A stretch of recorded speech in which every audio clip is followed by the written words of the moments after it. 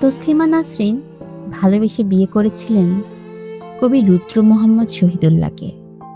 তবে একাধিক প্রেমের অভিযোগে একসময় তসলিমা ছেড়ে যায় রুদ্র মোহাম্মদ শহীদুল্লাহকে।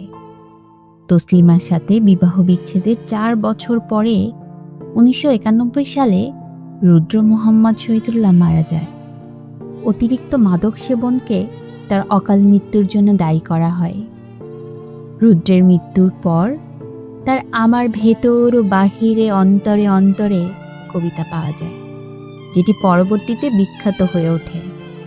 অনেকেই বলে থাকেন এটি তসলিমা নাসরিনকে উদ্দেশ্য করে তিনি লিখেছিলেন। এর জবাবে তসলিমা নাসরিনও একটি কবিতা লেখেন, যেখানে তিনি রুদ্রর প্রতি তার ভালোবাসার কথা লেখেন ও একই সাথে রুদ্রর একাধিক প্রেমের কথাও তোলেন। রুদ্র তার কবিতায় বলেছিলেন, আকাশের ঠিকানায় চিঠি লিখো। তাই তসলিমা নাসরিন তার প্রিয় রুদ্রকে আকাশের ঠিকানায় চিঠি লিখলেন। প্রিয় রুদ্র, প্রযত্নে আকাশ। তুমি আকাশের ঠিকানায় চিঠি লিখতে বলেছিলে। তুমি কি এখনো আকাশ জুড়ে থাকো? তুমি আকাশে উড়ে বেড়াও তুলোর মতো, পাখির মতো। তুমি জগৎ সংসার ছেড়ে আকাশে চলে গেছো। তুমি আসলে বেঁচেই গেছো রুদ্র। আচ্ছা, তোমার কি পাখি হয়ে উড়ে ফিরে আসতে ইচ্ছে করে না? তোমার সেই ইন্দিরা রোডের বাড়িতে, আবার সেই নীলক্ষেত, শাহবাগ, পরিবাগ, লালবাগ চষে বেড়াতে ইচ্ছে তোমার হয় না? ইচ্ছে তোমার হয় না এ আমি বিশ্বাস করি না। ইচ্ছে ঠিকই হয়, পারো না। অথচ এক সময় যা ইচ্ছে হতো তোমার তাই করতে। ইচ্ছে যদি হতো সারা রাত না ঘুমিয়ে গল্প করতে করতে। ইচ্ছে যদি হতো সারাদিন পথে পথে হাঁটতে হাঁটতে। কে তোমাকে বাধা দিত?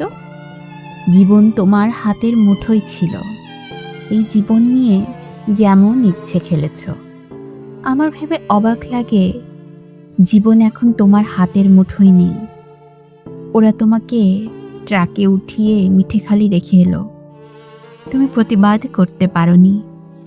আচ্ছা, তোমার লালবাগের সে প্রেমিকাটার খবর কি? দীর্ঘ বছর প্রেম করেছিলে তোমার যে নেলি খালার সাথে। তার উদ্দেশ্যে তোমার দিস্তা দিস্তা প্রেমের কবিতা দেখে আমি কি ভীষণ কেঁদেছিলাম একদিন। তুমি আর কারো সঙ্গে প্রেম করছো, এ আমার সইত না। কি অবুঝ বালিকা ছিলাম। তাই কি, যেন আমাকেই তোমার ভালোবাসতে হবে, যেন আমরা দুজন জন্মেছি দুজনের জন্য। যেদিন ট্রাকে করে তোমাকে নিয়ে গেল বাড়ি থেকে, আমার খুব দমবন্ধ লাগছিল। ঢাকা শহরটিকে এত ফাঁকা আর কখনো লাগেনি। বুকের মধ্যে আমার এত হাহাকারও আর কখনো জমেনি। আমি ঢাকা ছেড়ে সেদিন চলে গিয়েছিলাম ময়মনসিংহে। আমার ঘরে তোমার বাক্স ভর্তি চিঠিগুলো হাতে নিয়ে জন্মের কান্না কেঁদেছিলাম। আমাদের বিচ্ছেদ ছিল 4 বছরের। এত বছর পরেও তুমি কি গভীর করে বুকের মধ্যে রয়ে গিয়েছিলে। সেদিন আমি টের পেয়েছি। আমার বড় হাসি পায় দেখে। এখন তোমার শয়ে শয়ে বন্ধু বেরোচ্ছে। তারা তখন কোথায় ছিল, যখন পয়সার অভাবে তুমি একটি সিঙ্গারা খেয়ে দুপুর কাটিয়েছ?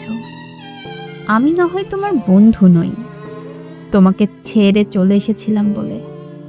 এই যে এখন তোমার নামে মেলা হয়, তোমার চেনা এক আমি বোধহয় অনুপস্থিত থাকি মেলায়।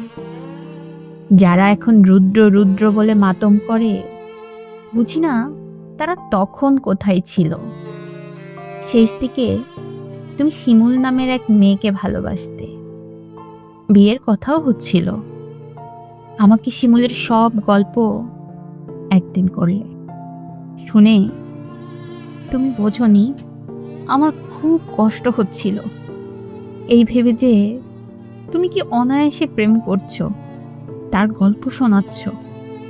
ঠিক এই রকম অনুভব এক সময় আমার জন্য ছিল তোমার।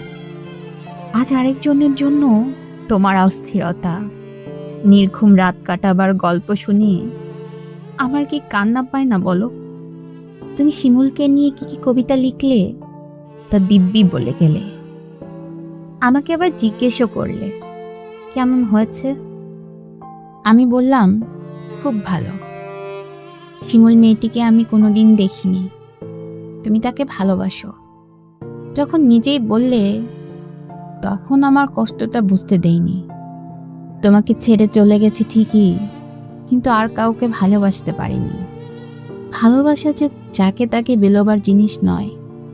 আকাশের সঙ্গে কত কথা হয় রোজ, কষ্টের কথা, সুখের কথা। একদিন আকাশ ভরা জ্যোৎস্নায় গা ভেসে যাচ্ছিল আমাদের। তুমি 2-4টি কষ্টের কথা বলে নিজের লেখা একটি গান শুনিয়েছিলে, ভালো আছি ভালো থেকো, আকাশের ঠিকানায় চিঠি দিও। বাংলোয় বসে গানটি লিখেছিলে।